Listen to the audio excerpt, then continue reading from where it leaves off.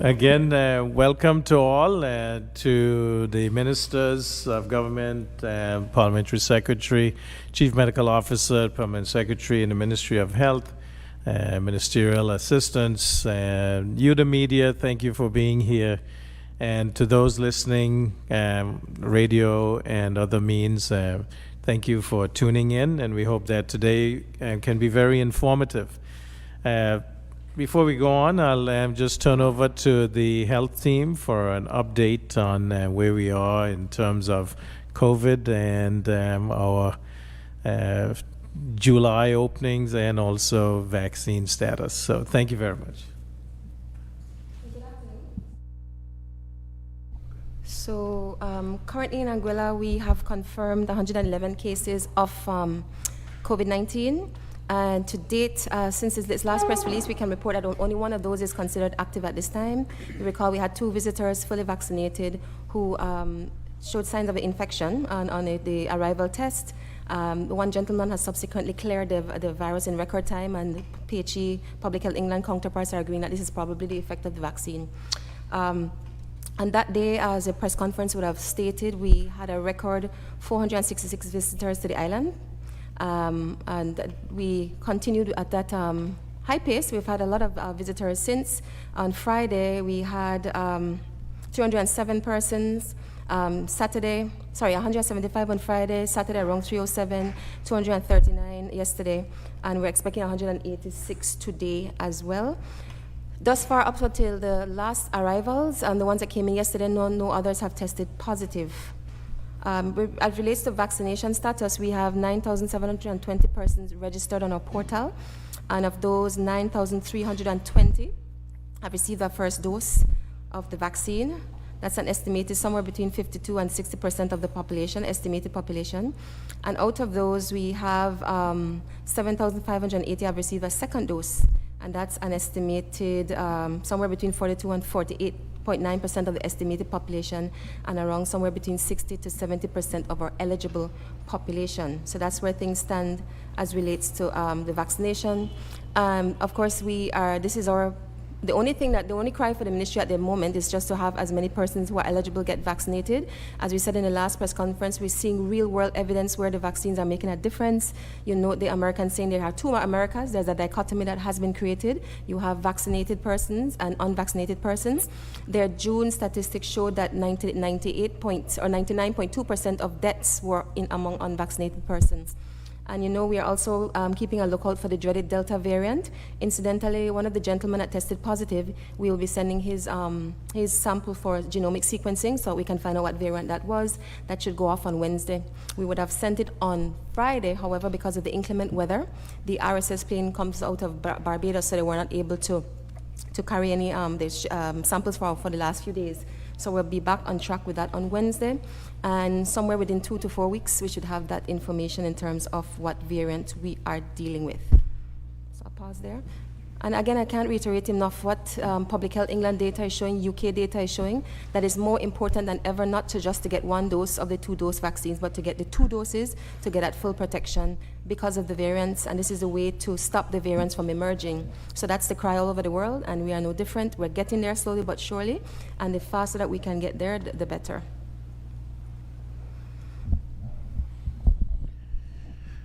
Thank you very much, Chief Medical Officer.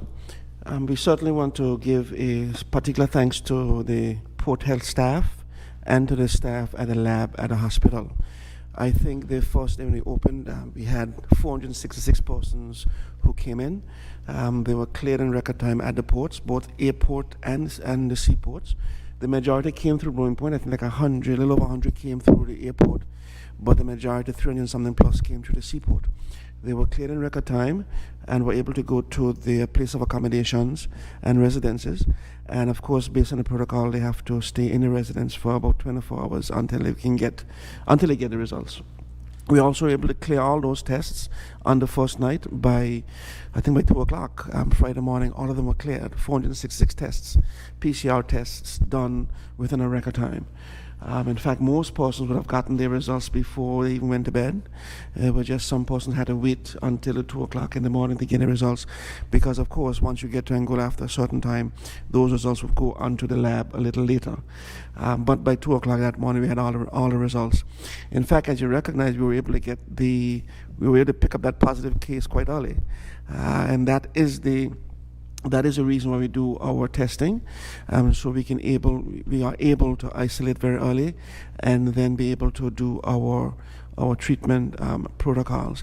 Certainly, we've gotten advice from Public Health England. We still, because we have not gotten up to our levels yet, we still have to do our testing and our isolation and so forth to ensure that we still are on the ball, as you recognize, and our equipment. I've been telling you this for quite some time. Our equipment is quite specific, and specificity speaks to the ability of a test to pick up positives that are truly positive in a number of cases. And certainly with the RT-PCR that we do, our specificity is quite high, so we can get those positive numbers. And certainly we were able to get them quite early, and our machines as well can, by what we call our cyclic threshold, we can tell the infectivity level of that person, whether you're highly infective or not, whether it's infections that waning or it's an infection that's starting. So that is why we can, once we pick up a positive, we do another test within 24 hours or 48 hours to determine if that person is waning, if that is an old infection that's going off, or if it's a new infection that's coming up. And that is why we're able to clear certain people over the past few weeks. So we will have our publications, and we're going out soon, but because of some minor equipment glitches at the hospital, with what we call a biosafety cabinet, where we have to extract the virus and so forth for testing.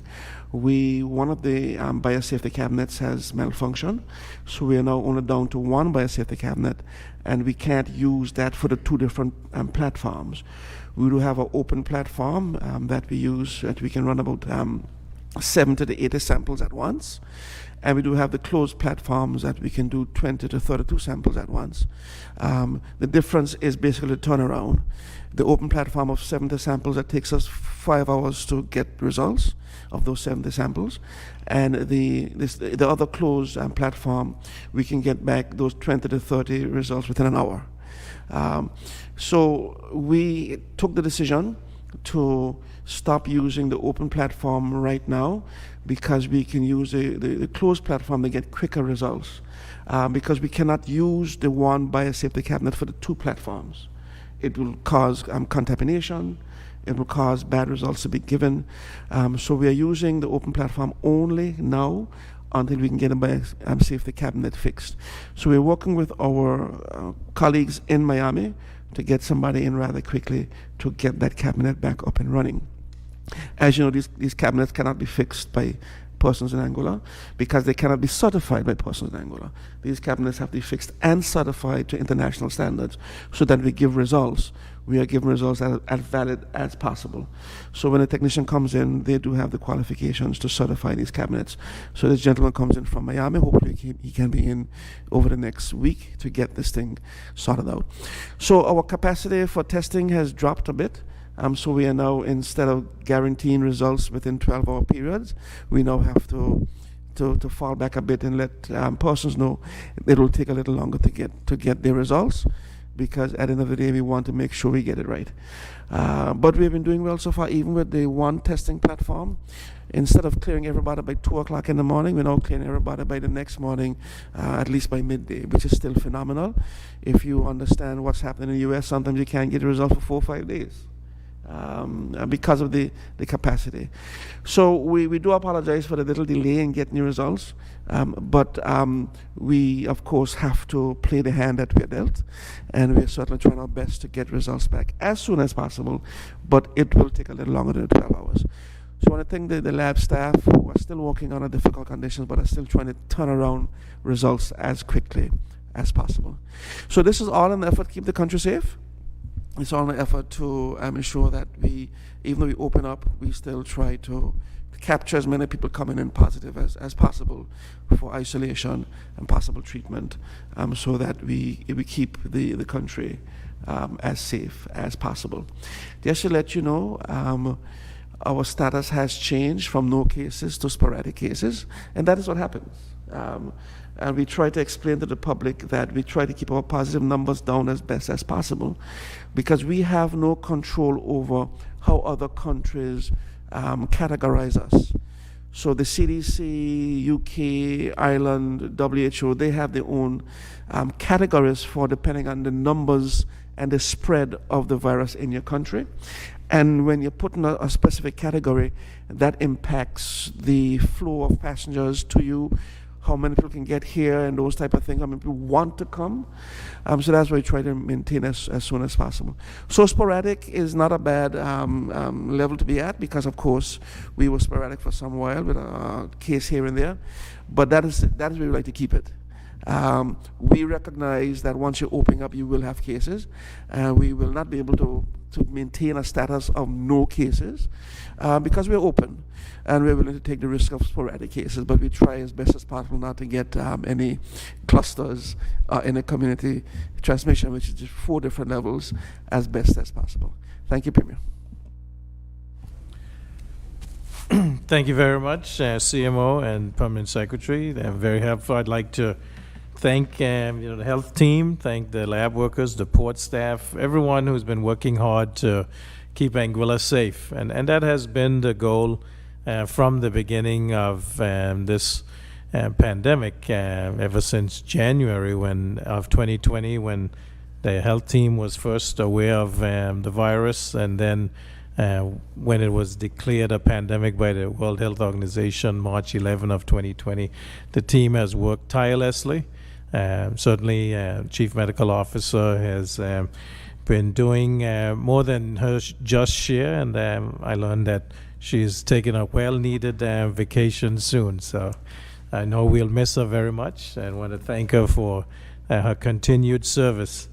Are there any questions for the health team at this time? Seeing now that we are open up, are there still bubbles in the hotels? And if not, if guests at a hotel are checked out to be positive, what's the procedure at that hotel in reference to having that individual or individuals isolated? Remember, we have been through this already with imported cases in the past. That person remains isolated. And if you recall, at the time when we were developing these protocols and these understandings with the various properties, they had to be prepared for that eventuality. Remember that even from when we were doing quarantine formally, that was a case that you have to have your properties certified to be able to quarantine. That becomes isolation if a person tests positive, so that's the difference. God forbid they need to be transported to the hospital, then that's the only way they are expected to move from that property. So that has been established for months, and that's how we've been working, and that's why there was an approval process for the accommodations, a formal process to say that you have an appropriate condition or conditions to manage a person for quarantine, and then isolation if he or she were to become positive. So for example, if they come in groups, the person is moved from the group, and you have enough rooms for that and that kind of thing. So that's been established from the get-go. Good afternoon. Dr. Andrew, you mentioned that one of the samples will be sent overseas. Will this be from the gentleman perhaps from Brazil to test for the Delta variant? It's going to be from the gentleman from the US, and it's only because of the CT values. His is low enough. It has to be low enough so that they are sure that it can culture virus. So his sample meets that criterion.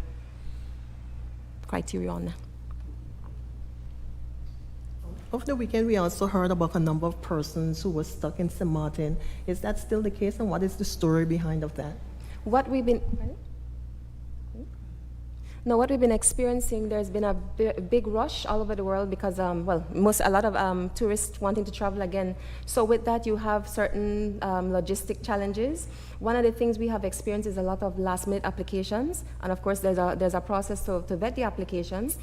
They've increased the human resource to vet applications from the ministry side and also the from the public service and even the hotels, but we have been getting a lot of last-minute application. That was an issue.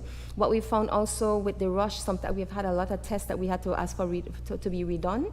Again, because of the rush and the urge for travel, you get these kinds of things happening from time to time. So we've processed, you saw the numbers here, an inordinate number of persons in a few days. And with our resources, which are limited, so the majority of persons did get through. We always get the unfortunate cases, and you know how it is. One case or one bad experience can become the thing that people run away with. We've done hundreds. I want to take the opportunity to commend the lab, because there especially, this was no easy feat. And there's a question of burnout, and we don't want to run our human resources into the ground, and they have really been going above and beyond, just like the ministry. So people have been working hard. I think we're producing results, and it's never going to be perfect. There are traffic jams and issues and flights being delayed and cancelled everywhere because of the rush, and we can't expect any different, and we're going to keep it safe. That is our only and our foremost consideration in all of this. If I can just add, Premier, we have always indicated that testing is not something we can do forever. Even with the limited persons coming out now, in normal times, pre-pandemic, more than 466 persons come to Angola a day. That's a given. I mean, the 466 persons a day is a drop in the bucket compared to what used to happen. And based on the resources we have right now, we are managing that to a cost of really, if you get 500-600 a day, it's going to be real tough. Right? So we have always said that for us to really open back up properly, we have to get our vaccination numbers up to a level that the public is protected. And that is why we had to revert to testing, because at the end of the day, we just do not have the local coverage. And I think people have to understand that when we had to close on the country in April, May for that cluster, the financial impact on Angola was phenomenal. The government lost millions of dollars. People had to be sent home, couldn't work for that month. Construction workers didn't have work, couldn't get salaries. So the impact of that closure was just phenomenal in the country. So we cannot have a situation where you do not have the country covered, and every time you get a cluster, you got to shut down. Because at the end of the day, we recognize that if we have enough coverage, you're going to get 1 or 2 cases come to the country, but because you have enough coverage, there will be no need to shut down, because it will either be stopped by persons who are covered and be able to break the transmission that way. But if you don't have coverage, and every time you have a cluster of 60, 70, 80 people, and you got to shut down, Angola will never get back to the place where it needs to be. Because at the end of the day, as a Minister of Health, and people can always tell us, them who are not covered, they're not covered. Whatever happened to them, happened to them. As a Minister of Health, we cannot function that way. We have to look at the entire country in a way that protect the public's health. Right? So we have to get to a point where we have the vaccination coverage that allows us to open in a very comfortable way. And right now we are just not there. Thank you very much. Yes, I too would like to stress that we hear that every day. Just open up and whatever happened, because people have been given the opportunity to vaccinate. We cannot look at it like that. The government, Ministry of Health, we have a responsibility to all the people, and certainly you can't get everybody to do the right thing, but we have to protect everyone. That is what we are tasked with. Thank you again for that and for the diligent service. In reference to the Cuban vaccine, will Anguilla lost my thought. No, in terms of like acquire any of the Cuban vaccine, and what is the efficacy of the vaccine itself? Well, we really take our cues from the Public Health England, UK, as our main counterpart. And so when they sign off on the vaccines, that's when we're prepared to do so. They put the data through what they call the primary data analysis. They analyze data and so on, and we wait on their word. They have the resources to say that this is an acceptable standard, and that's the body that we have been going with to take our cues from them. So if they say that it's okay, and there's a procurement mechanism, and there's a need further on to take on a new vaccine or procure more vaccines, we'll do it. But it just all depends on what the instructions are for the UK.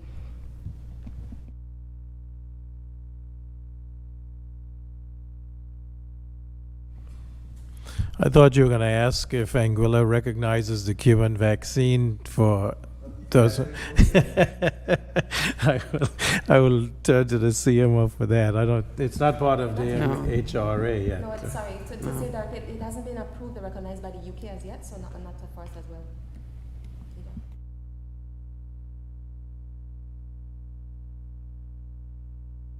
Any other questions for the health team at this time? Nothing online? Yes. Okay. And Paul Secretary, are you ready to speak? Thank you. Thank you, Premier. Great to have you back. We've had, as you can tell, tourism updates and health updates since our reopening has been going hand in hand. So I may repeat a bit of the information that was shared by health, but I guess you can understand why. There's a health protocol to enter to the island. So as was mentioned earlier, we had about 1,500 visitors between the 1st and the 4th. Also mentioned by P.S. Rogers that this number pales in comparison to what we are accustomed to receiving, but it's also a good indicator that things are getting back to normal and there is some sort of interest into traveling to Anguilla. And when we speak to the various stakeholders, we see sustained interest into Anguilla and increased travels into the future. So that is a good indicator that we are starting out from a good place. The question about vaccines was mentioned earlier. Anguilla currently accepts 4 vaccine developed by we currently accept 4 different kinds of vaccines, and these vaccines also produce other ones under different names. So I'll just list it for the listening public. We accept Pfizer Biotech. We accept Oxford AstraZeneca. Under AstraZeneca, there's the AstraZeneca vaccine, the Vaxzevria, and the Covishield. We accept Moderna. Under Moderna, there's also Spikevax, as well as Janssen, which we know commonly as Johnson & Johnson. So these are the manufacturers whose vaccines we accept for entry into Anguilla. And as the other ones on the market become accepted by Public Health UK, we'll be adding to that list and updating accordingly. You would realize that on Tuesday of last week, we'd have had a special press conference to explain what the process would be for entry into Anguilla and also share the new protocols for entry. This is directly related, honestly, with our vaccine uptake on island. Having to make these changes to ensure that the unvaccinated persons, whether persons who opt not to vaccinate or persons who cannot vaccinate, like children and pregnant persons, are protected as we allow persons easier access to the island. Any person wishing to come to the island must apply or be pre-approved on ivisitangula.com. So there are 2 different caveats. That is, persons staying in pre-approved accommodation, villas, hotels, and resorts, and persons staying in private accommodation. So this could be visitors, this could be private residents. Your status really and where you stay determines the type of application you have to complete.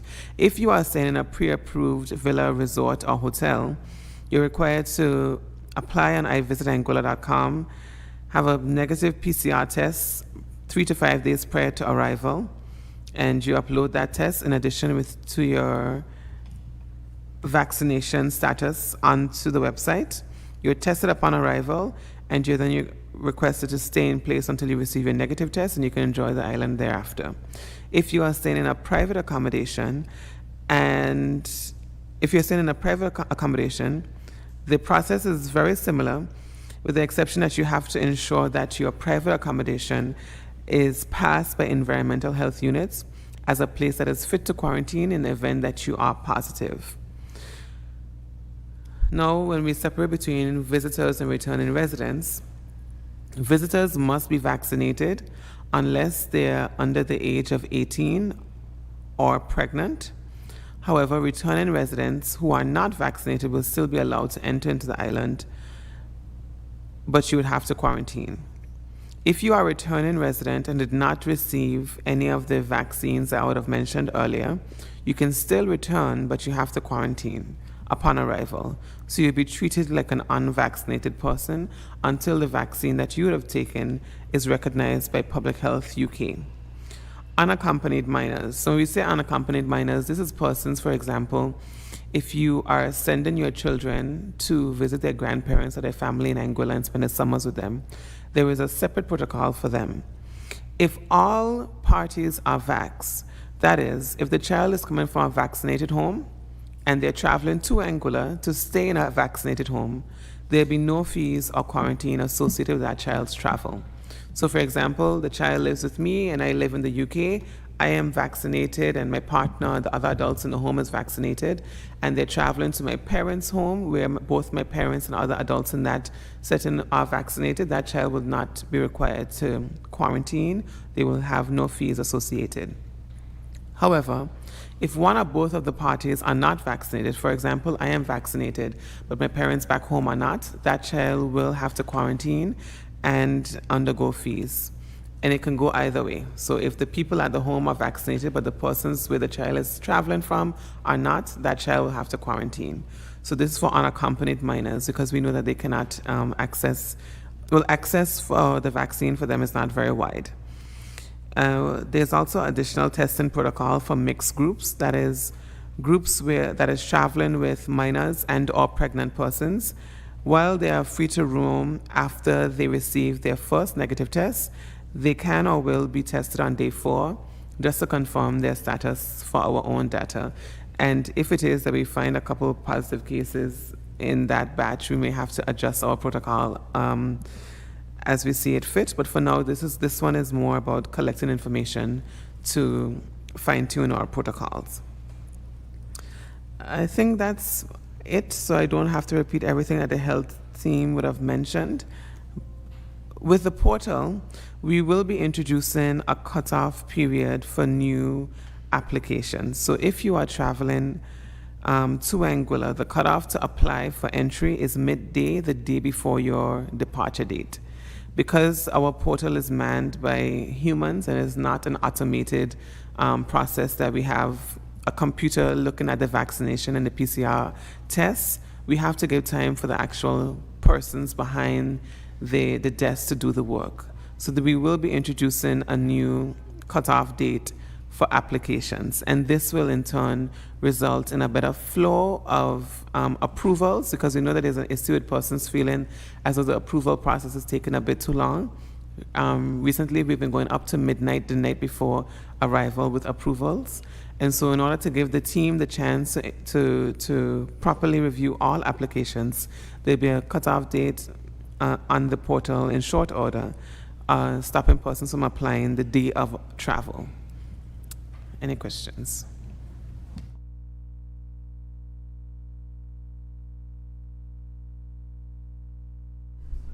If I can just add a couple things before the questions start. The procedures also require that for vaccinated children, once they arrive, they'll be tested again at day 4. So they arrive, they don't quarantine. As long as they come into a house that's fully vaccinated, and coming from a house that's fully vaccinated, they don't quarantine, but we test them again. We test them on arrival, and we test them at day 4. So we test them on arrival. Of course, anybody coming to Angola with vaccines and minors who are coming from households who are vaccinated have to stay in place for the 24 hours until they get the results. And once they get the results, then they can leave, but they will be tested again on day 4. Those are for minors. For minors who are not, as the PALSEC mentioned, if they're not coming from homes that are vaccinated, and they're not going to homes who are vaccinated, they have to quarantine for the entire period of no less than 10 days. In reference to this PCR test, we know that there are some people who experience issues in St. Martin based on the timing compared to what is requested from the Anguilla government. Can there be ways in terms of normalizing both both requests? Actually, the simple answer to that, test around day 3, which most people do, then it's fine, because if St. Martin says 72 hours, we're saying 3 to 5 days. It's pretty much a similar mark. We don't count down to the hour, which makes us actually a little bit more flexible, because I know there are some jurisdictions that actually mark from the time that you take the specimen to the exact 72 hours later. We don't go so granular and detailed, but around 3 days is actually quite satisfactory to both jurisdictions. So 3 days before is okay for St. Martin? Yes, they say within 72 hours of travel. Mhm. So 3 days will cover Anguilla and And St. St. Martin? Martin, yes. Okay, all right. And it's thank actually ideal in that some countries, you know, at the beginning of these countries, we're taking up to a week-old test. Everybody kind of moved that a little bit closer, so 3 days is quite fine for us all. What we try to explain to people, the rationale for that is that you get more information when you space the test out, right? You would note that we got a lot of persons testing negative prior to our arrival and positive for arrival. If those same persons would have tested on the same day as their negative test and arrived to the same day, I could mostly guarantee you that they would similarly have been negative. By spacing out the test, if the person is in fact infected, you give the virus some time to put up some viral loads so that you can catch them on an arrival test or a subsequent test, so that test will actually start picking up an early infection. That was a result and advice given based on mathematical modeling coming out of Public Health England, and they had said nothing under 72 hours because you're really not getting the benefit of the person's status. So that is why that was a rationale for doing it that way. It served us well, and you see where a lot of our tests are on the persons that we have caught were on arrival, that they were found to be positive after having tested negative pre-arrival. Mm-hmm. Yeah, so actually the up to 5 days for us gives people more flexibility when compared to other countries that are requested. They're cutting off a 3 days period. We are still going up to the 5 days, so Angola is still more flexible than a lot of other countries. The Honourable Mrs. Gumps, Mary, you made mention of quarantining for locals, but you didn't specify how long should locals quarantine for. Could you?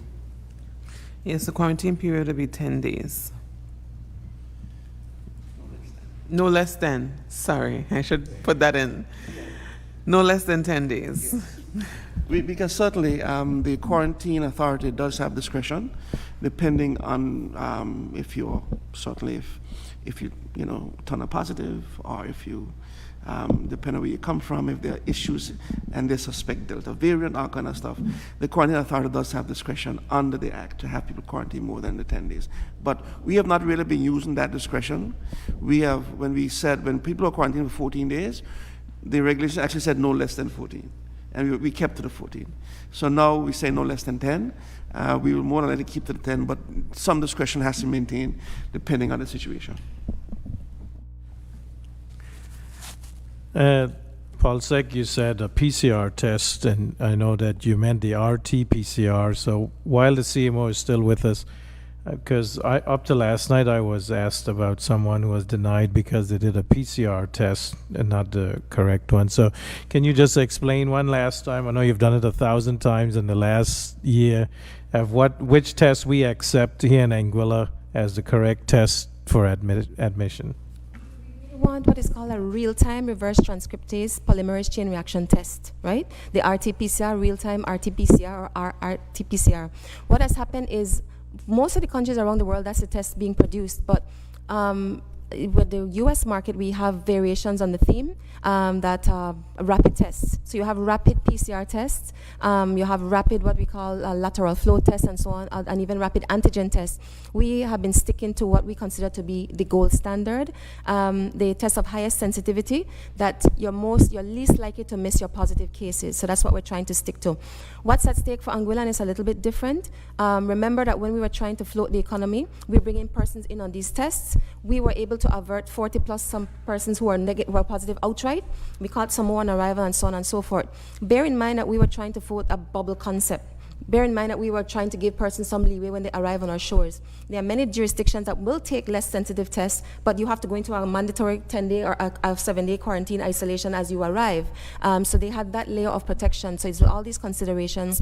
CARFA and the Caribbean community has always held that up as the gold standard. Similarly, the UK and so on. All the testing out of the UK, literally, for travel is the RT-PCR test, so we don't have that challenge there. Logically and naturally, in certain markets and so on, you're trying to get a test that with a quicker turnaround, no problem with that, but we do not want to do that at the expense of missing cases, right? Another thing that we have to consider in our country, lots of countries that have let down their guard a bit have already had community spread anyway. So, and you're talking to the tunes of tens of millions of people. If you miss a few cases, you know, and like I said, sometimes people are traveling to these countries and they're going into some kind of isolation anyway, so there's not that big of a deal. Actually, my colleague from Belize, she said, she forgot where we are. It's a different context, so this is what we are doing, and we're comparing notes. So every context and situation is different, and we have just always tried to hold to the highest standard, the safety of the public, and the RT-PCR test is still the gold standard. You're less likely to miss cases, and that's the reason why we have not settled on something else at the moment. Doc, you made mention earlier in reference to 4 vaccines that have been approved and accepted by UK thing. Now, if someone who has a work permit and here in Anguilla apparently are out of Ireland at this time, but would have been vaccinated by another vaccine that has not been approved, how will they be able to enter, or will they be able to enter the island? Well, that person will come under a returning resident because they would have already had a vaccine, and they will be required to quarantine for no less than 10 days, and thereafter they'll be able to continue as normal. We have a question online, Mr. Rogers. It was published that results from island testing will be transmitted to guests within 24 hours. However, it seems that some results are going beyond the 24-hour window. Is the system overwhelmed, or is there an intent to increase that time frame since does appear to be consistency on the 24-hour window? I don't quite understand the question. No, all of them, well, based on information we have from the labs, in fact, we have not gone beyond the 24-hour period. In fact, all people who arrived yesterday, the results were received by midday today. In fact, most of those people who arrived before 5 yesterday, their results were received before midnight last night. The cutoff period now used is once you get to Anguilla before around 6 p.m., you will get your results that evening at least. If you get Anguilla beyond 6 p.m., you get your results the next day, because of course, because we only can do 20 tests per hour, it takes us up to 10 to 12 hours to do 200 tests, right? So really, we can guarantee up to 200 results within the 12 hours, but after that, we have to push back to the following day. So by midday today, all the results were given for a person who came in yesterday. So we asked them within a 24-hour period, and we hope to get back up to our 12 to 14-hour period once we get our biosafety cabinet resolved over the next week or thereabout. Another question? Just before you move on, Minister, I would also say there were a few instances of persons would have got in contact with us inquiring about their results, and the results were given 3 a.m. and 4 a.m. in the mornings after their arrival. So I know for sure that the turnover time is very quick, and there's no evidence of any time extending beyond 24 hours as yet. So definitely, to be sure, please check your spam. It's communicated to you via the same email you'd have used for entry. So please make sure you check all options before thinking that your results are not in, because they have really been turning over very quickly in the lab's defense. And we also notify the property. We also notify the property quite early in bulk. We call the property and say, look, all the people that arrived today are negative. So then they can as well Or if we get a positive, we know who that positive is, and we make contact with the property directly and say, we need to speak with this person, right? So we get the results back as quickly as possible. The regulations stated that when people are tested, they're given a yellow armband, and that can only be removed by the Ministry of Health. So when they get clearance, do they have to go to the hospital to have it removed? No, when we say removal, we give them instructions to remove it. So we give them, we either email them or call them verbal and say, you know, can remove it. I have some visitors at the weekend, so I have to be sure. Yes, yes. I have another question, Mr. Rogers. In the U.S., some persons view vaccines as a personal business matter, and others, multiple adults eligible for vaccinations, live in the home. How do you verify the vaccination status of the homes persons are visiting from? Well, if you come into Anguilla as a visitor, you are basically volunteering to come to Anguilla and volunteering information based on the regulations of Anguilla. We are not forcing anybody to come to Anguilla. Just like when I jump on a plane to go to the States, I have to abide by the regulations of the States. If I go to St. Martin to get on a flight to go to the States, I don't have my antigen test or my PCR test, I'm not getting on that plane. Because the regulations of the United States say for you to get to the US, you have to have either an antigen test or a PCR test. That's just the way it is. So if I decide to travel, then I have to abide by the country's regulations to which I'm traveling. So if a person have decided to come to Anguilla, our regulations are very clear. If you're a resident, you don't have to abide by certain regulations because you're a resident or belanger. You can come, you don't have to have a vaccine, but if you do have a vaccine, it gives you certain privileges. Otherwise, in other words, you'll be tested on arrival, and after a day, we'll test you. Once you get your results and you're negative, you can leave. There's no quarantine if you're a resident, right? Yep. But if you're a foreigner, if you're a visitor, and you come into Anguilla, when we have to ascertain your vaccination status, and if you want to have certain privileges, then you just have to do that. There are a few people online who's actually saying they've been waiting for their test results for 22 hours in one instance and the other in 24 hours. Well, I would ask them to either check with their property, because we would have advised the property managers once we get results in and the hotels exactly that these results are negative.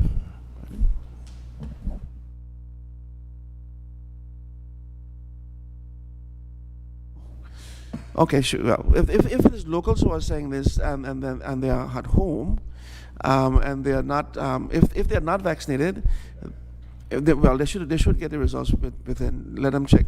We should have the results back by then. Yeah. As was mentioned earlier, all pending tests have been already. The results have already been out, so it just may be a communication issue, and we will look into those persons as we can see their names on the live. Yeah.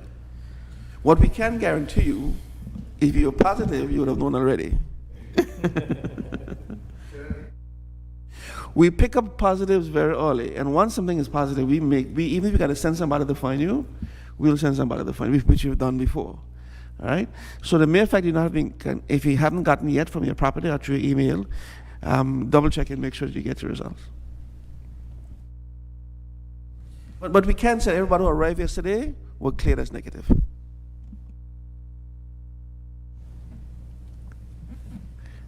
Any other questions on any of those topics at this point in time?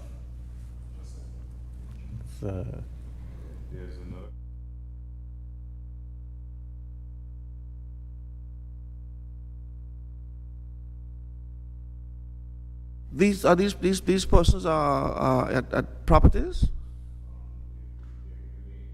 Yeah, well, okay, fair enough. Well, let them check with the property managers. Or if they're not on properties, just have them send a note to the Ministry of Health emails.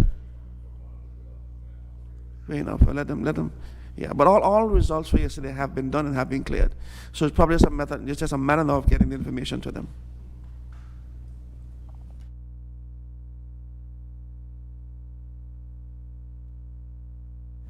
All right, thank you very much. That's been helpful.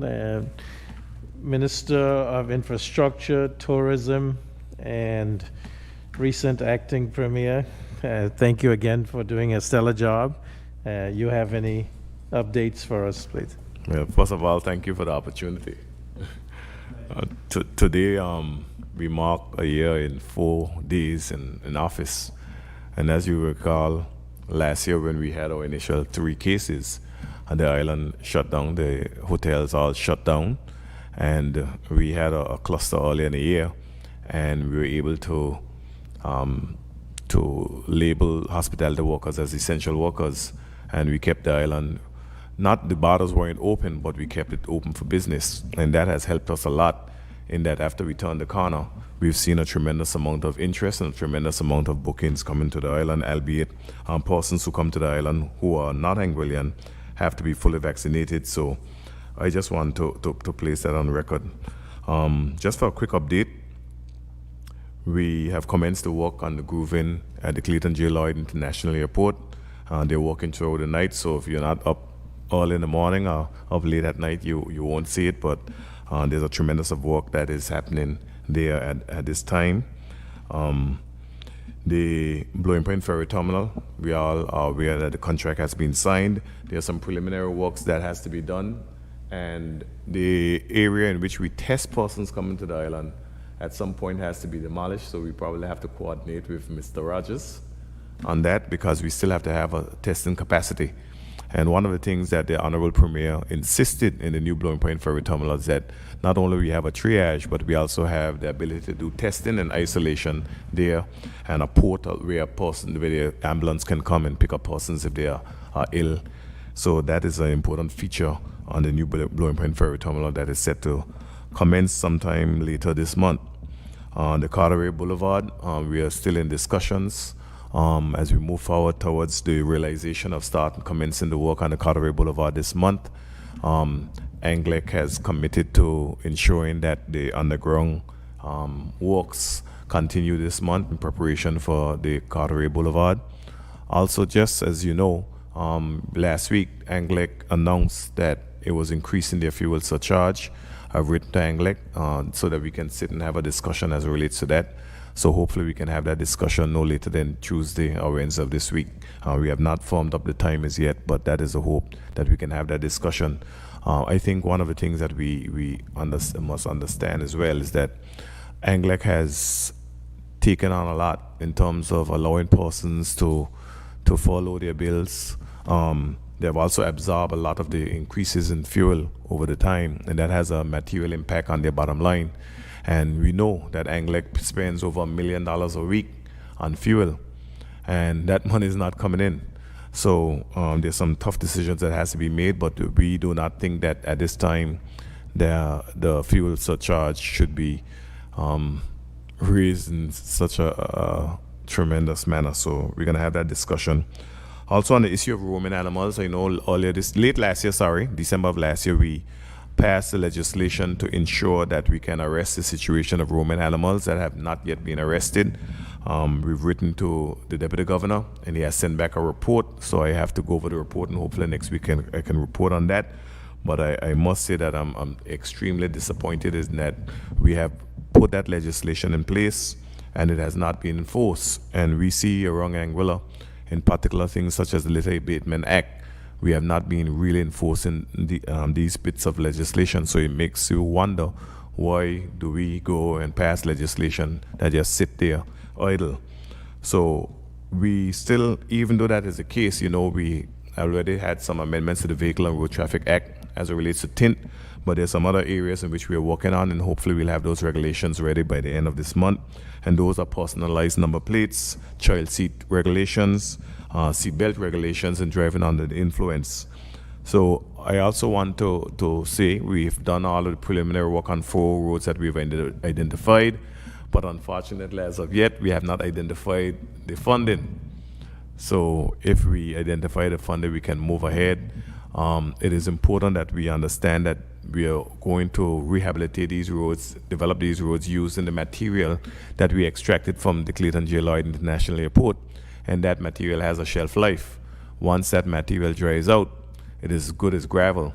And if it is good as gravel, it means that those roads that may cost $150,000 at this point may cost upwards of $2 million to develop if we can't use. So it is a very difficult situation. Government's revenue has been underperforming, no fault of government, but it's just the economy which we find ourselves in, the fact that we've had closures and COVID has impacted us tremendously. So that is all I have to report at this point. So thank you. Thank you, Minister. Are there any questions pertaining to any of those issues? I do know that the fuel surcharge increase is one that is vexing to all of us, including government. And, I too have spoken with the acting CEO and the chairman of the board, and I know they're meeting tomorrow evening to look at this matter. Certainly, ANGUILLA has made a lot of concessions over this time of the pandemic. I mean, ever since Hurricane Irma. But we do have to realize that at this time, the whole country is in a bad economic situation, and we need to help each other. ANGUILLA is a good corporate citizen, and we do anticipate that we can make that point. So again, thanks for your patience. I know, these are hard times for businesses and for the people. Any questions? Mr. Hughes, I was just about to ask, because you said you're meeting or supposed to meet with the chairman. I was wondering, do you have a set figure in mind? I know earlier in the year when ANGUILLA announced the increase, they said it would have been potentially increased to 15 cents. Yeah, so and now it's 42 cents. I'm just wondering, do you support the 15 cents or would it be higher in your estimation? I don't know. I don't have the data in front of me to determine what the figure should be. There have been increases in global oil prices. I'm sure when you meet with the board, they will be able to tell us why and the rationale for the increase. But until then, I can't make an informed decision, an informed analysis on that, unless I be able to see the figures.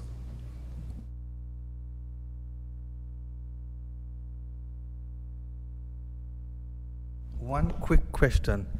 Can ANGUILLA buy oil, what do you call it, in bulk stockpile oil?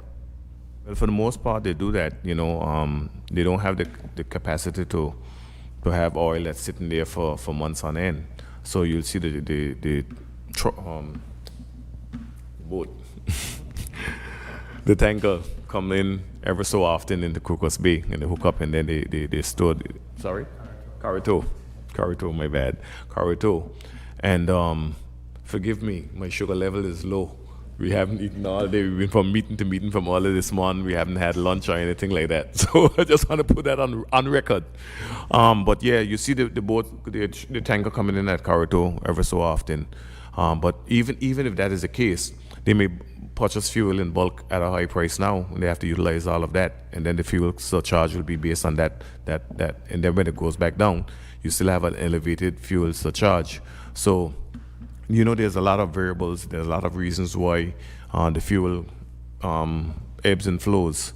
So at one point they may buy it at a cheap price, and another time it can be an elevated price. So the reason why I asked that is because I know there's a bit of criticism out there saying that government should be able to buy the oil when the prices are low. Government doesn't buy the oil. Stockpile it. Mm-hmm. So Government, that's why I asked that question. Yeah, government does not purchase fuel. It's purchased by ANGUILLA, which is a entity owned by a number of shareholders, hundreds of shareholders, and the government just so happened to be one of those shareholders. And the operations are run by the persons who are responsible for the operations of ANGUILLA, but also there's a board. And I think at the end of the day, every board that is there at ANGUILLA cares about the fiduciary responsibility of the entity. So I would hope that continues, and hope that they will buy a fuel at the best possible price, although the price of the fuel is not dependent on what they want to pay, but what is the global prices that we pay for. And one of the things that we must appreciate as well is that we import the fuel, and it has to be shipped to ANGUILLA, so that comes at a price that is also elevated in terms of the shipping costs. Pickering from KCN Television. What is the government position or view with energy going forward? Well, this administration is keen on renewable and reusable energy. I say renewable and reusable because the reusable aspect is the waste to energy. And one of the reasons why we are keen on the waste to energy is because of the landfill, the Carito landfill. It has long outlived its usefulness. There's a report that is over a decade long that shows that the leachates out of Carito seeps into the aquifer over there, and that will take decades to remedy. But in the meantime, if we were able to move towards reusable energy, where you extract the garbage out of the landfill and use it to power ANGUILLA, that can be one of the avenues in which we generate electricity. Also, we've had discussions as recently as last week as to how we can incorporate solar energy without having to have one huge mass of land. There's a lot of government buildings across the island. We have new schools that are being built that's going to take millions of dollars a year in maintenance and energy costs. And if you can spread those panels across the island and utilizing government spaces and government assets, then that can help a lot. There's also the possibility of net metering and grid ties. So these are all the options that we're exploring. And hopefully, in the very near future, we can move towards that reality. Are there any framework that you're working with both the garbage to energy and the solar? Is there a framework that we're working at? Well, there's already existing renewable energy policy. There's renewable energy legislation that is sitting that we are reviewing at the moment, and hopefully we can take that on to Executive Council. We took it to Executive Council before and it was deferred, but we're working towards taking it back to Executive Council, and then we can move forward with it. My final question, because I brought it up some time ago, when are we going to be looking at broadcasting regulation? Good question. I believe there's already existing legislative framework as it relates to that. I think I know where you want to go with that, but it's something that probably needs to be revisited. But we have not really sat down and had a discussion on it. Maybe it is that we need to consult with the broadcasters, such as yourself and all the other radio stations, including Radio ANGUILLA, to see what is the best way forward as it relates to that. Some time ago, the energy from waste had been brought up, several years ago, and I thought it was decided it wasn't environmentally viable, friendly, or... Mm-hmm. Well, one of the things that was a deterrent at the time was that we did not have the capabilities of measuring the carcinogens in the smokestack at the time. We now have that equipment, so we can measure the carcinogens. And I think that what we were saying, we were burning garbage, and it wasn't burning garbage, it's incineration. It's similar to cremation, and what we have found, and you can do the research as I did, you realize that the smokestack and the carcinogens that emanates from the incineration of garbage is far less than the burning of fossil fuels. So then there's byproducts that comes from the incineration of the garbage, such as oils, water, that can be used for farming. There's the ash that can also be exported. We know that one of the islands nearby, in that of St. Bart's, they do waste to energy and they export some of the byproducts as far as Sweden. So those are opportunities too that you can generate revenue from the byproducts of the waste to energy project.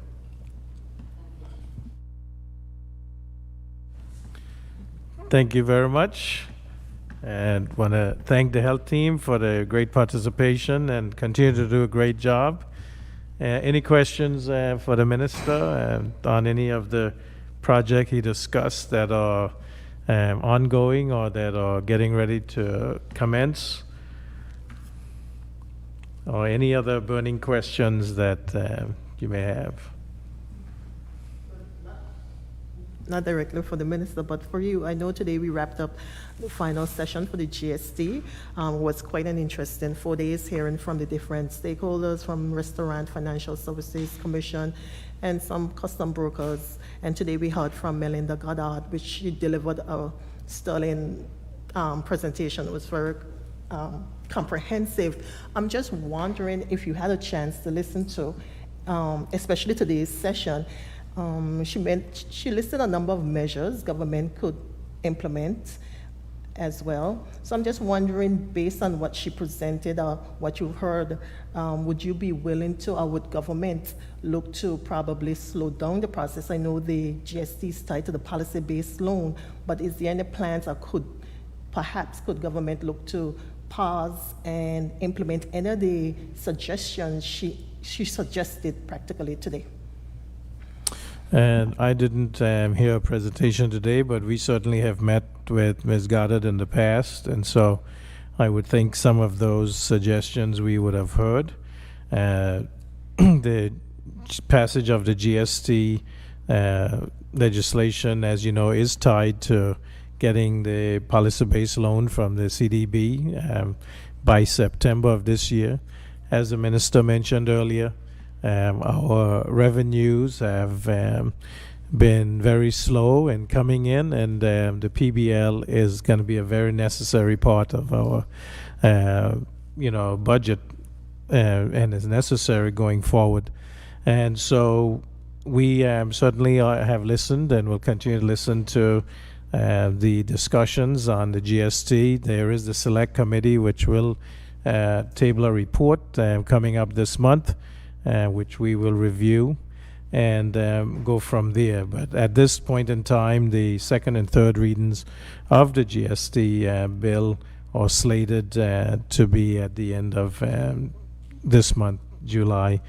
And, we certainly will be guided by the discussions and the report when we see it. And just to add to that, even though the legislation is going to the House this month, it's not going to be implemented this year. That's one. And secondly, I think we must commend the committee. This is unprecedented. This is a first for Anguilla, and they have done a lot of work. It has been open and transparent with the people of Anguilla, whether they're here, and those in the diaspora could not only listen, but could also give their ideas online. And so I thought that it was a tremendous step in the right direction in terms of projecting openness, transparency, good governance, and just ensuring that the public participate in the process. Doc, I got a couple of questions. What is the Anguilla's debt to GDP at this time? One. And two, do we know the impact of the goods tax that was implemented in 2019? The first question, right now it's still about 63%. The standard is supposed to be around 60% by 2030, which was just moved to 2035 by the Eastern Caribbean Central Bank and the Currency Union. The Anguilla's debt servicing supposed to be about 10% of its revenue. Right now it's about 24%, so we are way above what it should be. And in terms of the other question, I'm not sure about the impact of you're talking about the interim goods tax that was put in place. I'm not sure about what those numbers are. I do know that that was the first phase of implementing the goods and service tax that was put in place in 2019 and to regularize the customs duty.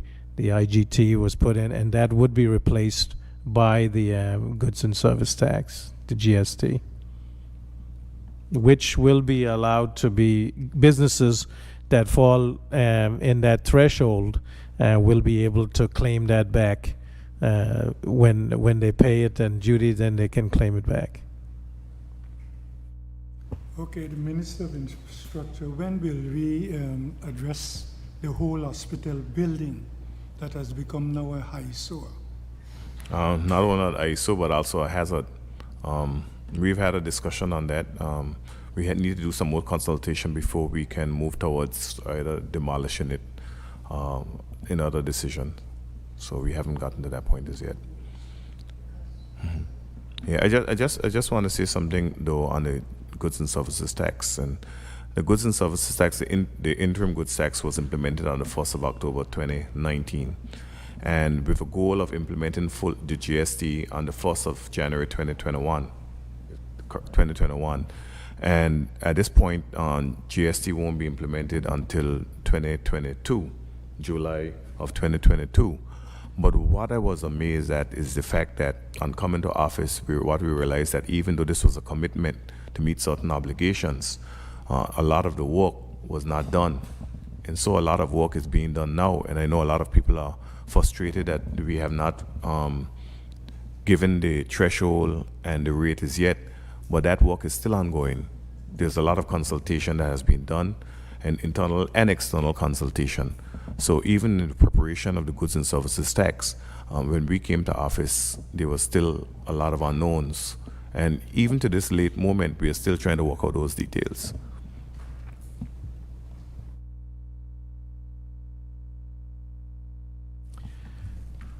I want to thank you all. If there are any other questions, I'll try to answer. If not, thank you all for coming. This was very enlightening for me as well. There is one more question. It seems like there's one question from online. So, Sorry, no. One comment. In the absence of Minister Deanne Kentridge-Rogers, Minister of Education, on her behalf, I'd like to congratulate, and as well as the whole government, congratulate the graduates of last week. Primary school, and I think some preschool graduations as well took place. So we'd like to extend graduations to all of those persons. And we also like to wish the best in their endeavors to the students who are currently undergoing examinations from last week onwards. We know that it's difficult times. Those students who are now undergoing examinations would have had to gone through quarantines, shutdowns, pandemics during their school year. So we wish them the very best while they are completing their examinations. yeah, I too would like to congratulate all the students, the teachers, the principals, and I saw in the paper listing of those who have excelled, and I think all our students have excelled because they were able to survive Hurricane Irma and then this pandemic, and were able to make it through. So in these circumstances, it shows that Anguillians are resilient, starting early on in life and continuing through. So thanks for that. Thank you all for being here, for continuing to bring the word and the information to the people of Anguilla here and abroad, and to know that we appreciate that you continue to do this great service.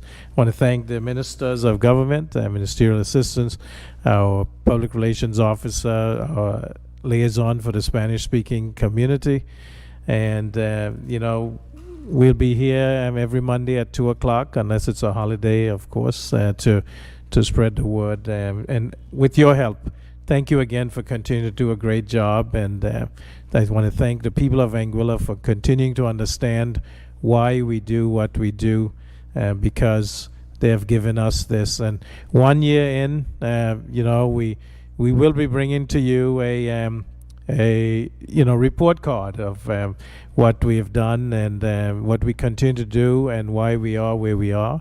And we do look forward to bringing you up to date on when that will happen in the very near future. Thanks again.